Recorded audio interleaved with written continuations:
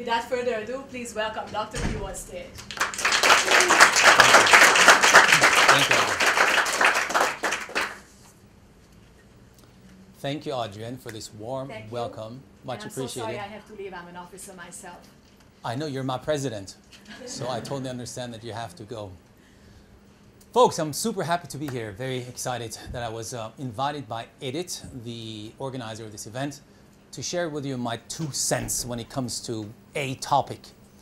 So I decided to talk about stress when it comes to giving presentations. My name is Q. I've been a member of Toastmasters for 6 years. I started my Toastmaster career in Washington, D.C. That was my home club. Now I live in Budapest, so I'm also a member of Budapest Toastmasters. I might look young to you, you know. It's more the Botox that my brother injects. I'm not 16, but I do try my utmost to look as young as I possibly can. And this shall be an interactive workshop. Now, all those of you who have stuff somewhere, I would like to recommend you to put things under the table or somewhere, because you guys are going to be moving about. Good? Yes, indeed. It will be very warm, I'm telling you. It was super warm the last workshop, so I learned from that and changed things around. Well, before we get started, folks, this workshop, what this is and is not. This is a workshop. It's not a monologue. It's not a speech.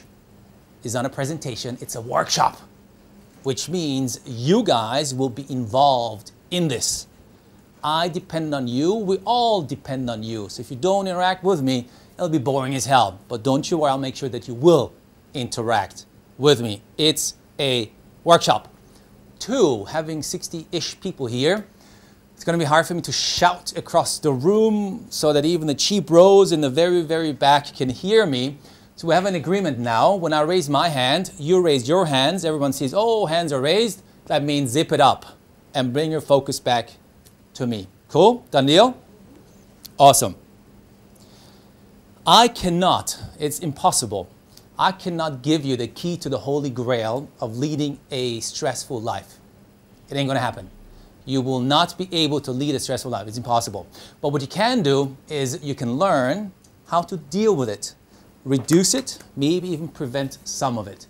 And this is what I'll be focusing on during our workshop today. I'll be sharing with you my own personal philosophies that I've learned over the past 25 years, standing in front of groups, tens of thousands of people, I'm telling you. Over the past 25 years, I've taught many people how to stand in front of people. I've taught them a few things, and that's my 2 cents that I'm going to share with you over the next 45 minutes or so. I'd like to welcome you on a 5-point journey over the next 45 minutes, give or take. So let's get started. Who has ever felt stress standing in front of a crowd? Keep it up. Who thinks that he or she is an experienced speaker and still feels stressed when in front of a crowd? I certainly do. Now, if not every single one's hands were up the entire time, then you either have a pathological issue, are in denial, or from Mars. Well, we're in the room Mars, but, you know, Mars. And if you're a woman, then Venus, of course. Look around you, folks. My hand was up, too. If you're in front of people, is it stressful? Yes or not? Yes. It is. And I want you to look around and see that really everyone's hands should have been up. I put my hand down because I don't feel I'm inexperienced. Doesn't matter. It's okay. The beginning. It's okay. No worries. It's important because we're going to dig into this later on.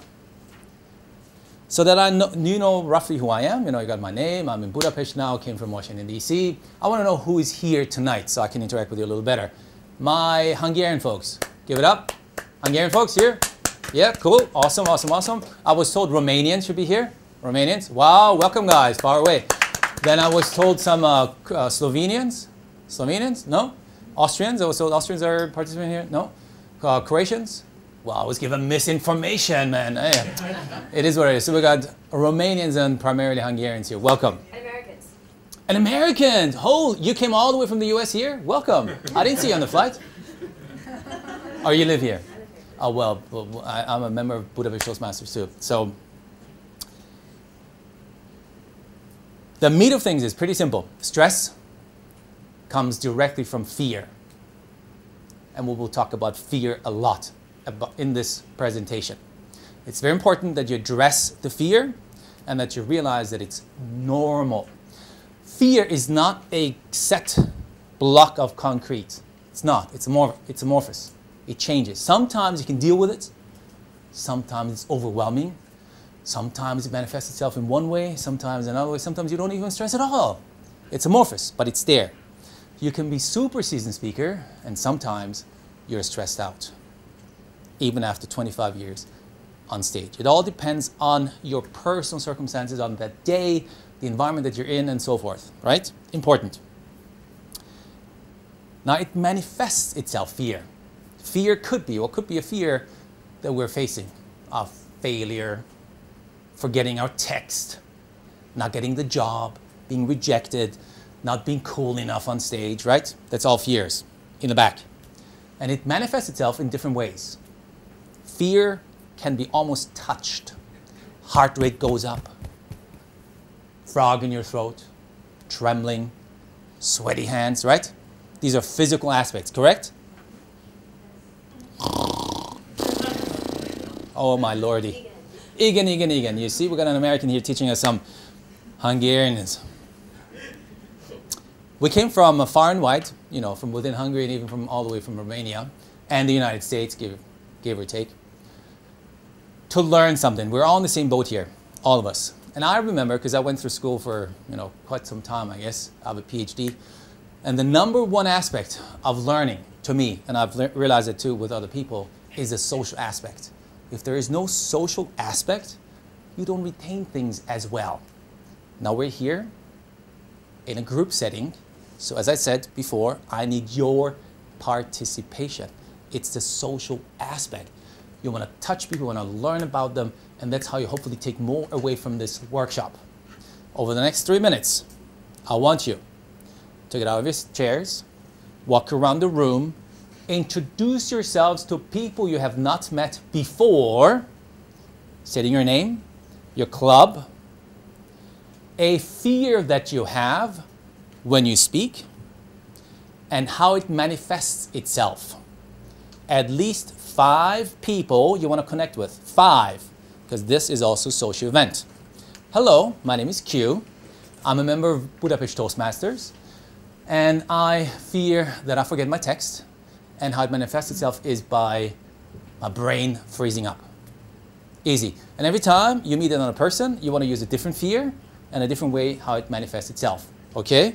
Got it? And let's get rolling. Shake it off, guys. Okay? I just read it on Facebook, so that's why I came here. It sounds really interesting.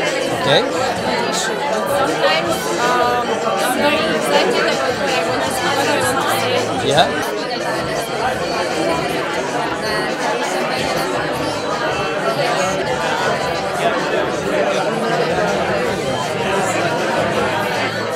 I'm a huge fan of hands-on.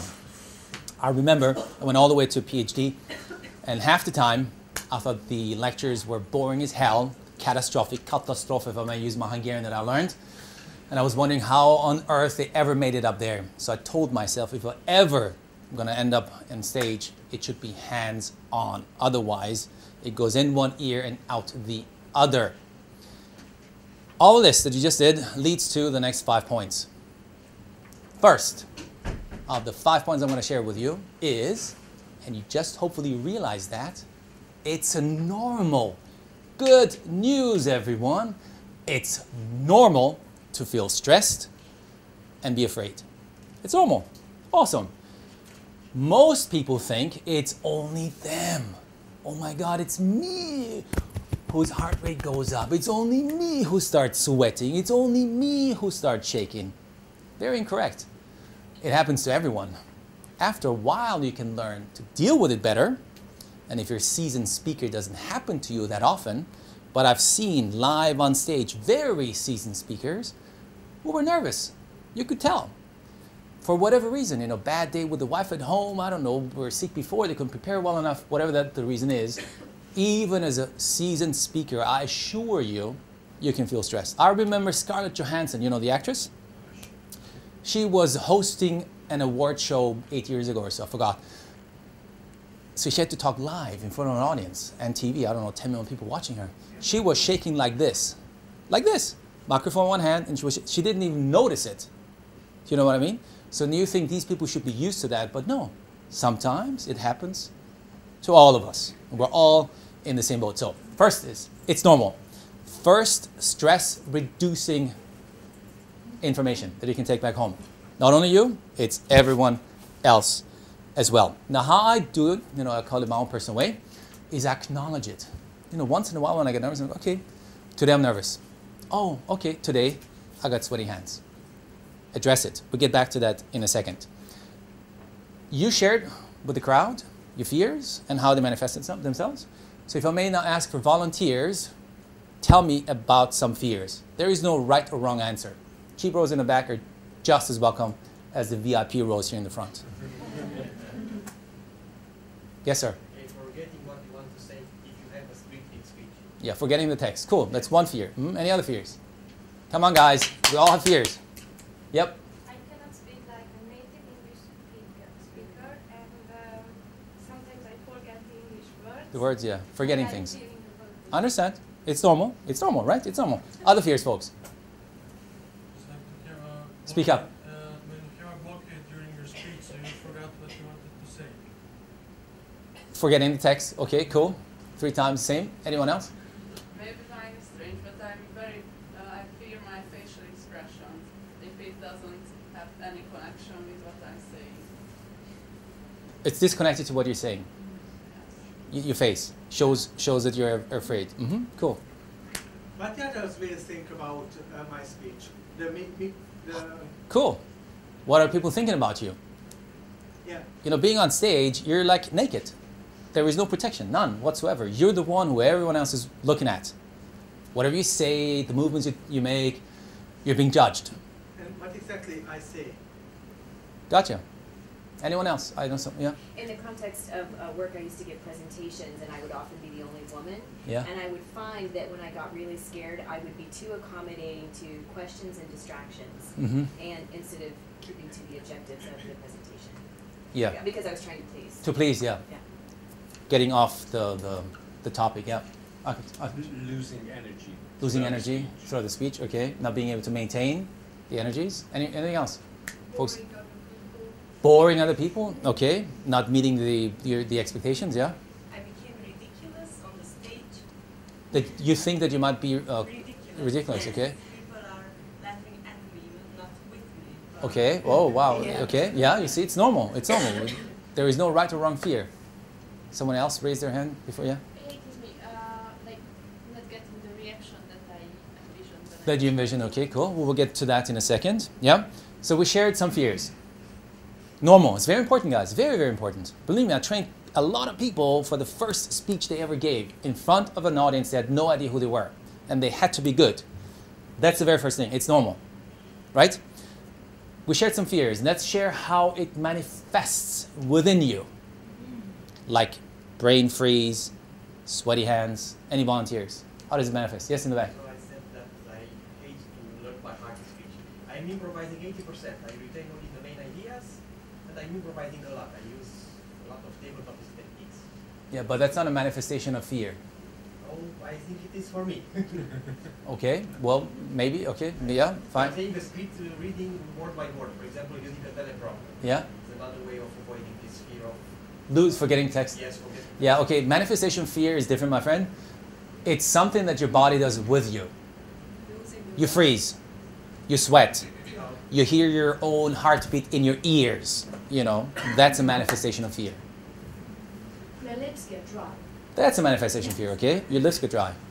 I get red as these sweaters. You blush? Okay, good, yeah. My problem is that I don't trust myself sometimes when it comes to language because I'm also not a native speaker.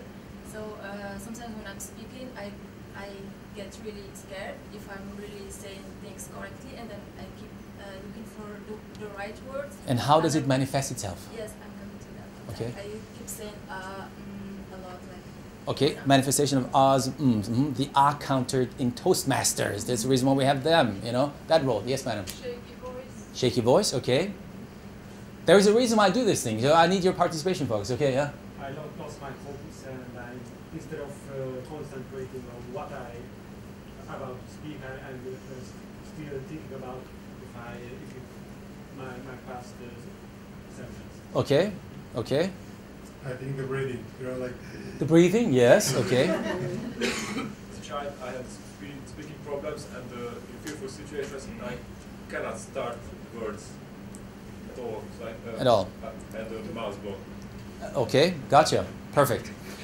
There is a reason where we try to name the exact fear. Very important.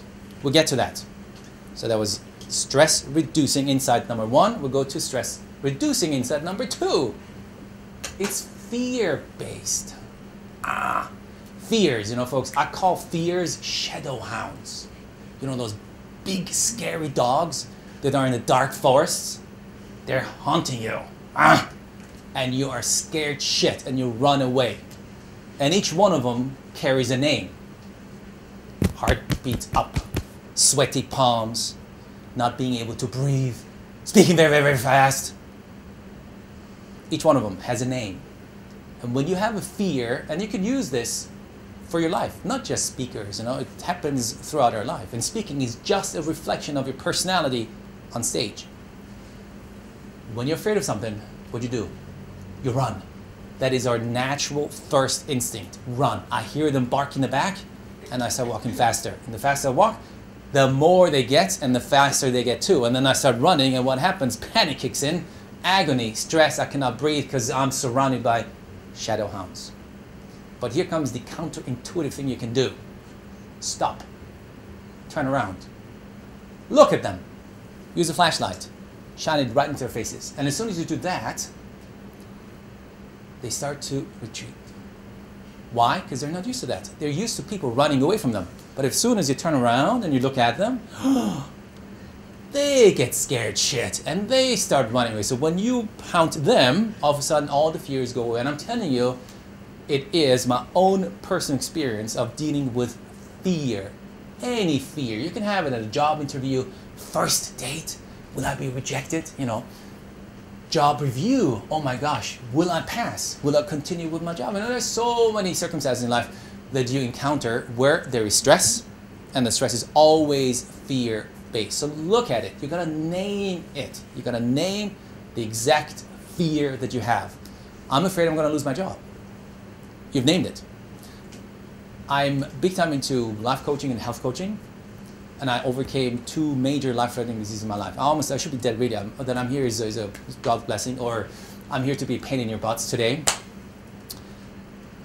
And when I was in the hospital bed, many times I kept my pants. I thought, oh my gosh, this is it. You know, I won't wake up tomorrow anymore.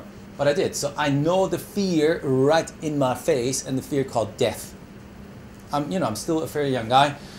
I pretend to be younger than I am, and it's a Botox treatment that I get once in a while. But I can relate to it. It's life per se, dealing with fear. As soon as you name it, and there's been research done too, from a medical point of view, when you name the fear that you have, it has a self-healing effect on you. It starts to retreat. Important for me to share with you. Be aware, doesn't matter what stress you have, it's always fear-based. And fear is a shadow hound. Give it a name, look at it, it will start running away. And that's the only antidote there is. It's counterintuitive. You gotta stop, name it, and look at it. The only way overcoming it, I'm telling you. So, knowing this, we're gonna do some paired shared. Paired shared, you know what it is? 2 people, neighbors, you'd be working together. If you do not know your neighbor yet, say hello, your name. Hello, my name is Q. And when I give a speech, I am afraid of having sweaty hands. And last time it happened, well, actually I can give you a real one. My biggest fear is when I speak is brain freeze, that I forget the text. I give so many talks and some not enough time to prepare. Okay, forgetting text, so brain freeze. And last time it happened to me is actually giving a speech at my home club in DC. So I'm talking, and then there's brain freeze, stop. I'm like, holy shit. So I'm standing there thinking to myself, it's happening to me right now. And then somehow you get back to it, but I addressed it. That's the most important thing, addressing it. Don't run away with it. Don't say, oh, this cannot happen to me. No, no, no way. These things only happen to other people. It happens to you too. Address it. So very important. What I want you to do, pair chair, first one person, you got a minute, and then we swap. I will tell you when to swap. I will raise my hand, and then you swap. And there's my second down my hand, then it's over. Then you bring your attention back to me. So if you do not know your neighbor, name, introduce is always very important. Then, your fear that you experience, and when did it happen last, right? You're with me? Let's get going.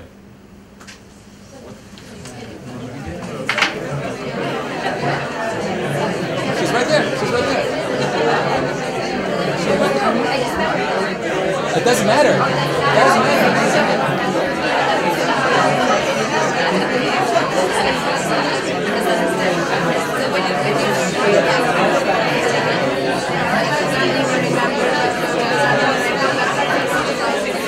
I'm loving it, I'm loving it. And I'm not a supporter of Mickey D's at all. It's one of the worst companies on planet Earth, but the tagline is awesome. I'm loving it. Great, thanks folks. All I'm trying to do is making you aware of things. You gotta address it, and speaking it out loud and to another person helps you in that journey of overcoming your fears and stresses. Move on to the third stress reducing insight that I can share with you, and that is called self-responsibility. I am a huge fan and believer in that you are in control of your life. I don't believe in victim mentality at all. Zero. I'm not talking about being in a car accident, somebody's drunk driving, and hits you. Well, of course, I'm not talking about legal issues. I'm not talking about the social setup of planet Earth. I'm talking about here. It was Chernobyl who got me cancer, But I'm in the equation. It's very important. You're always in the equation of whatever happens to you. If you're not in it, then the situation wouldn't happen at all. So you got to take responsibility for the situation that you're in. No victimization at all. Zero in my little world. Chernobyl got me cancer. Some idiot drove into me, almost killed me in a car accident. And somebody passed on a virus 5 years ago, which impacted my heart, and almost died. Also ICU. I'm not sitting there crying, saying, oh my gosh. No, I'm in it. I was in it, right? There is no situation without the observer, quantum physics. There is. Important for me to share with you. Why? Because if you accept that it's your responsibility, that you're not a victim, and if something happens to you, it's because of you, you can undo it. You can make it happen, right?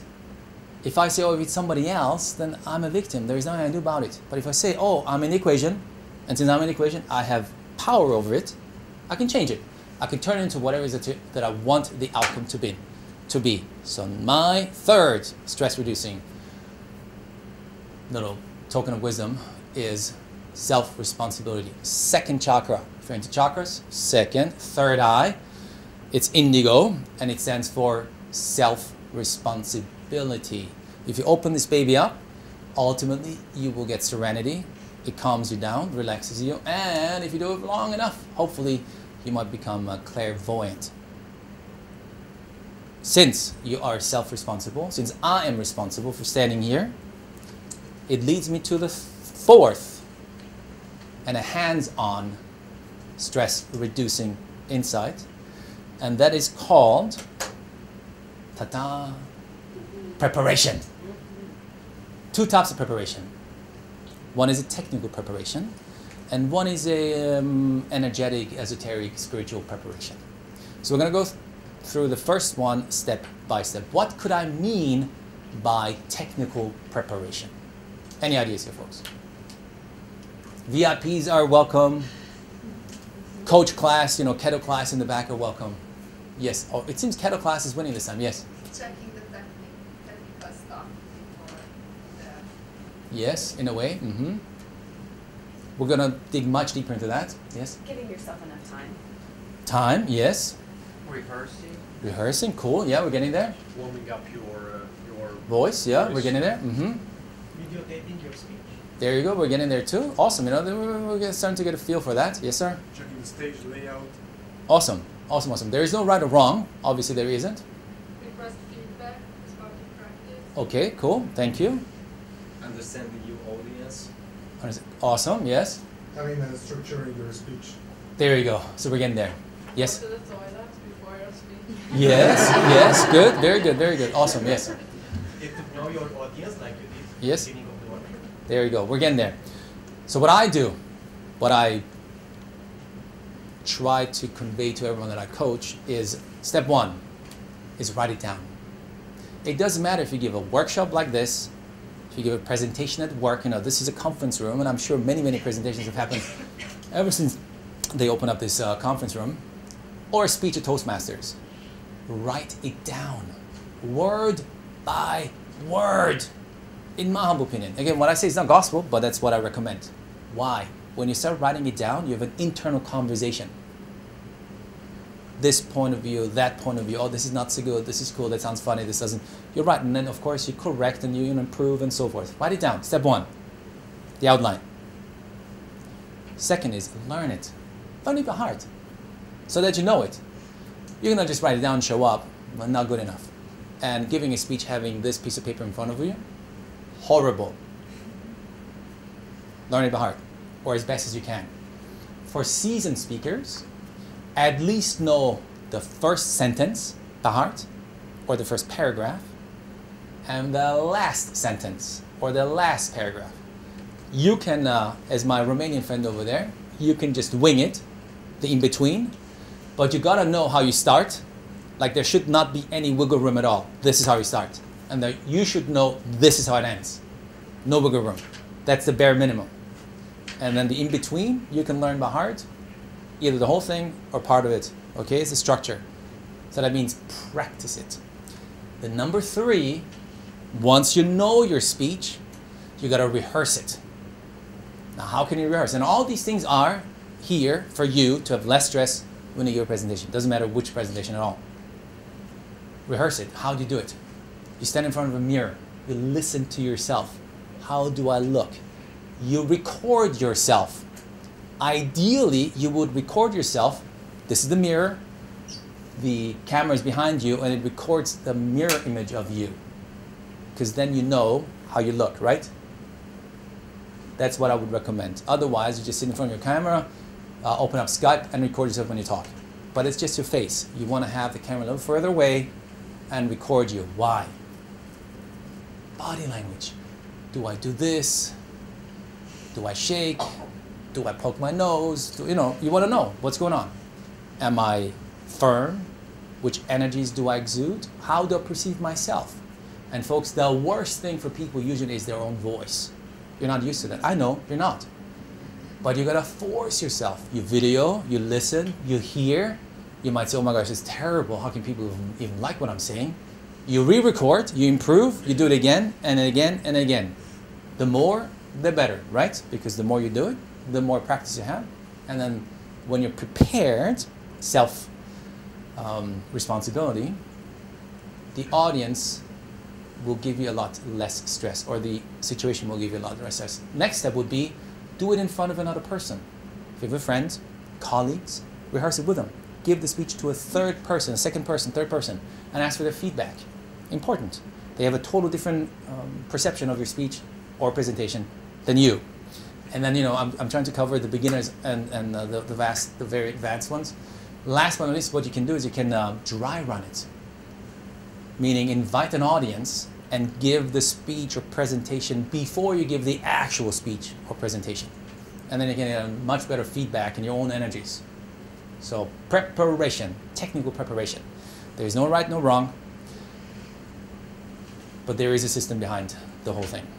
Now let's move on to the not maybe so tangible, but just as important point, and that would be the energetic preparation. You're well prepared. You know your speech, you think you know it by heart, and all that's all set.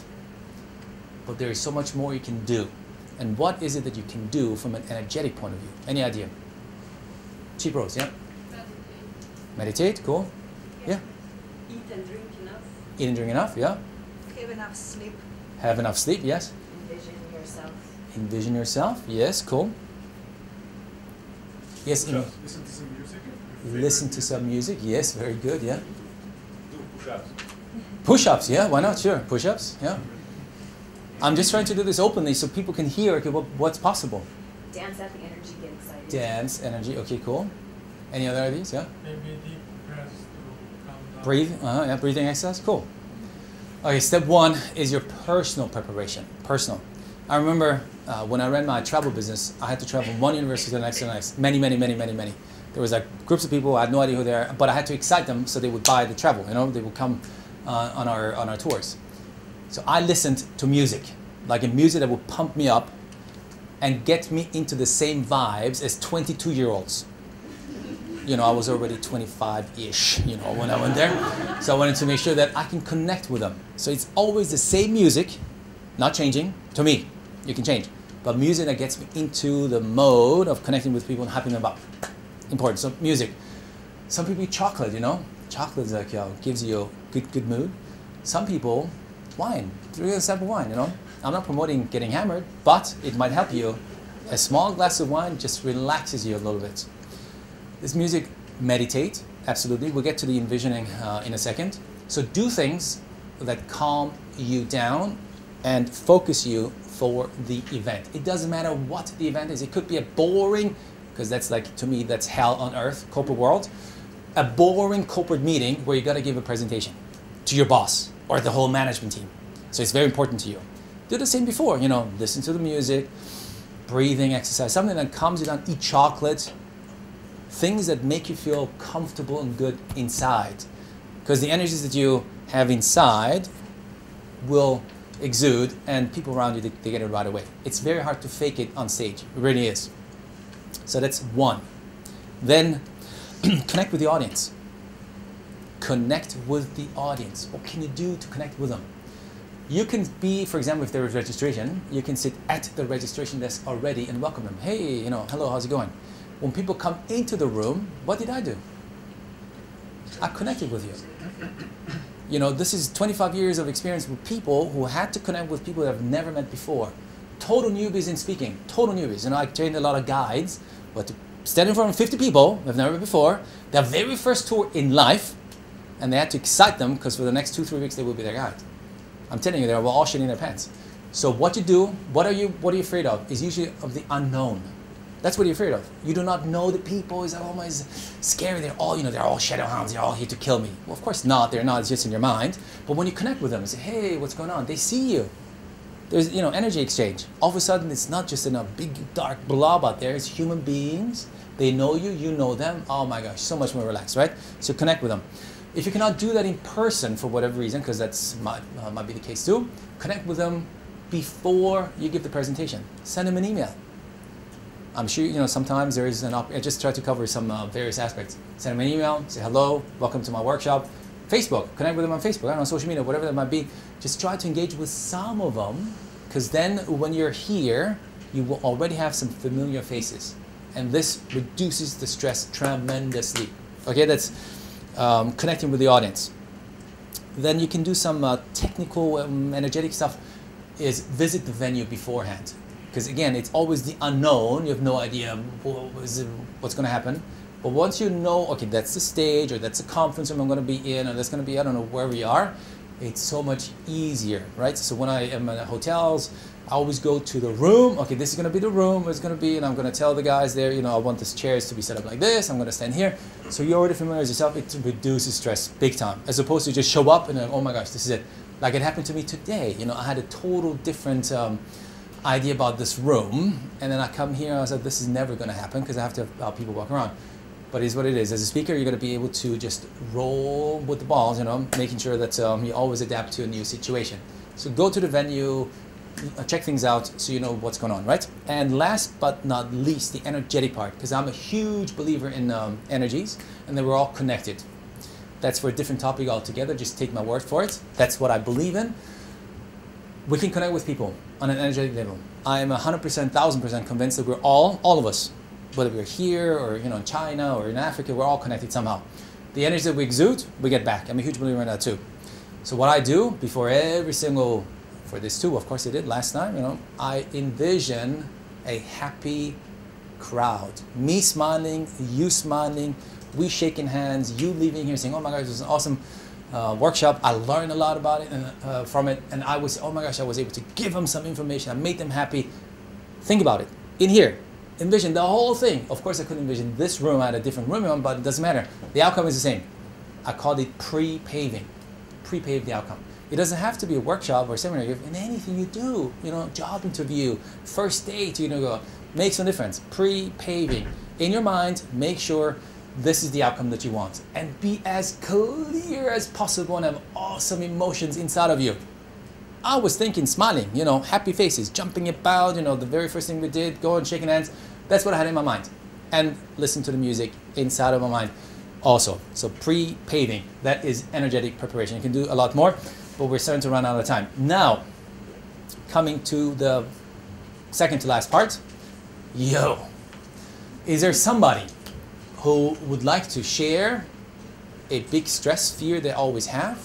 It manifests itself over and over again. You can come here on stage, and I'm more than happy. We as a group can help you address that, what you can do, what we just learned, to next time have less of it, or hopefully not at all. Anyone who gives talks, presentations, makes no difference, would like to share their issue, whatever that would be. I don't know, I've given 50 talks already, but every time I have to come on stage, I speak way too fast, I don't know what to do. Or every time I have such sweaty hands, I cannot shake the hands of the presenter. Whatever the issue might be, makes a difference. Is there anyone who would like to be helped here, now? Yes, sure, come on. Give it up for...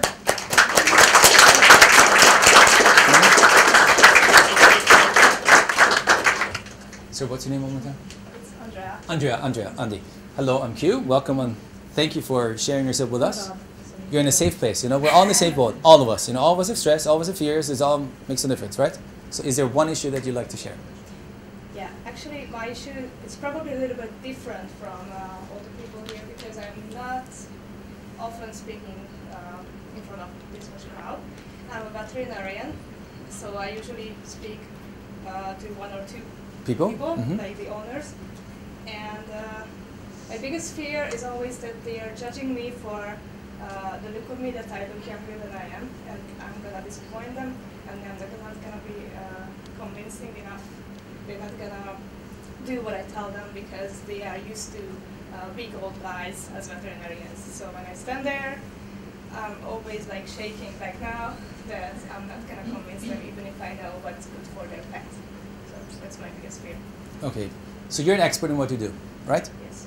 You know what you're talking about? Yes. Cool. So that takes away already 50% of everything. Because what you're saying, you believe in what you're saying, right? Yes. Good. That's 50% of the stress. You don't have to learn anything. It's already in you, correct? Yes. So the issue that you have is facing people that have, you think, have a different expectation of who should be talking to them. And I often see it on their face. Okay. Okay. I have the same problem. People think I'm a teenager, you know, because I'm all Botox, and I have to prove them over and over again every time I do this that I'm more than just a pretty face. So I can totally relate to what you're saying. I really do. So what is it you can do, you think? It's simple. We talked about it before. Anyone here who can help Andrea? What can she do to meet what she thinks is her client's expectations? Envision that the client is happy. Yeah, very good. Awesome. Pre-pave the outcome. You know you have the technical skills already. So that's a huge chunk of it already gone. What you got to work on is your internal belief system. Very different. What is it that you want them to take away? And how are they going to take it away? They're going to smile. They're going to say, "Oh, thank you, Dr. Andy. It was wonderful meeting you. Thank you so much for your wisdom and your expertise." And them doing it with a smiling face. So one is pre-paving it. Pre-pave the outcome. Thank you. Any other ideas? Creating a personal connection, like you mentioned, shaking hands, but in this case, maybe spending just a moment on getting to know them, asking them a few questions, making them feel comfortable with you. Yes. How you present yourself are the energies that people get from you. If you're sloppy, they think you're sloppy. But you are a vet. So you can dress as a vet. Overcompensate for it a little bit, you know. I don't know what you usually wear, like a white coat with Dr. Silver. You have the scrubs on anyway? Okay, so then talk to them in your scrubs. Always. Yeah, okay, I'm just telling you. Do this for sure. So you already have the picture that a patient or client, in your case, might have. So you match that.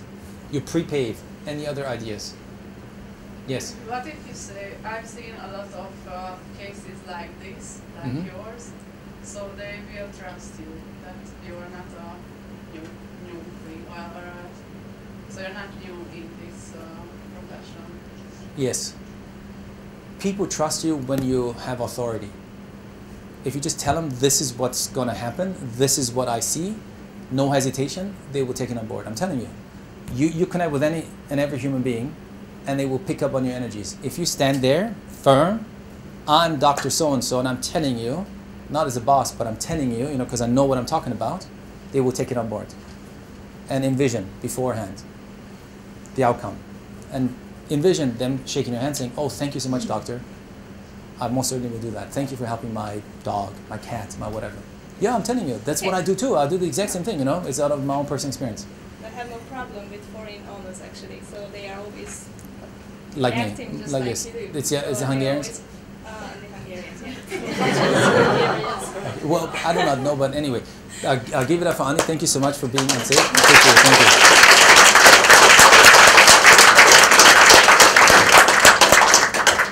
Any Q&A you have before we wrap things up? Any questions that you might have that I can answer? Q&A time.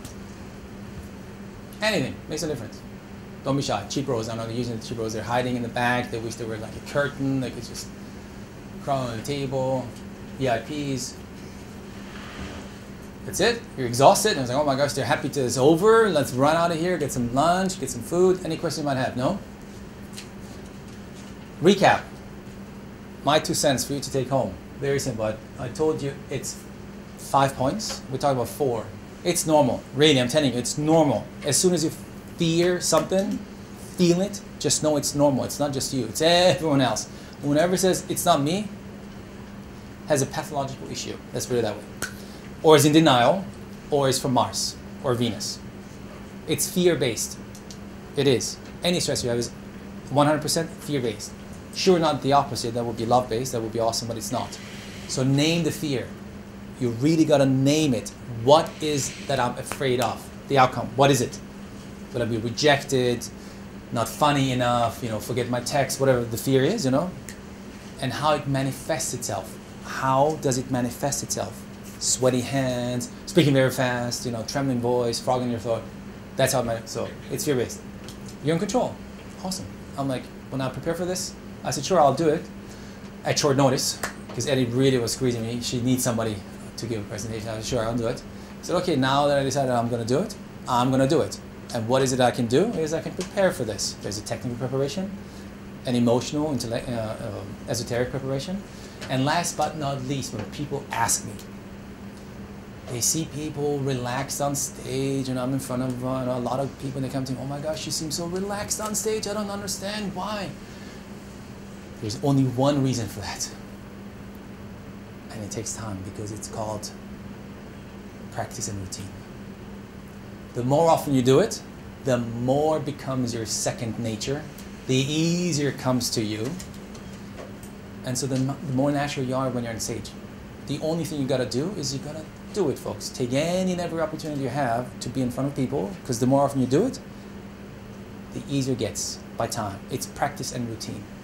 And when you stop practicing and having routine, there's a couple of years, I remember one of my best friends was in the parachuting unit of the military. That was his job. He retired, became a reserve officer, and then he was invited back after 2 years of not jumping, a NATO-led, you know, cross-country, you know, exercise. He told me, my gosh, I jumped out of an aircraft hundreds of times, 1,000 times. It was nothing to me. But then we did a night jump, and I almost shat my pants. He said, I didn't do it for 2 years, and I should know what, you know, I know exactly what to do. But after 2 years of not doing it, and I was there as an officer, and I had to do the first one, You say, oh my gosh, fear. Again, practice routine. If you don't do it, you lose it. You gotta do it over and over and over again. After a while, it becomes second nature. With that, folks, I really hope you enjoyed our little workshop. It got you, it was value to you, that you will leave this room as better people, with more knowledge and less fear of the outside world, and less fear when it comes to giving presentations. All I can say is, thank you very much. Köszönöm szépen. Dankeschön. Grazie. Kissy, kissy, kissy, chocolate. And shake it off.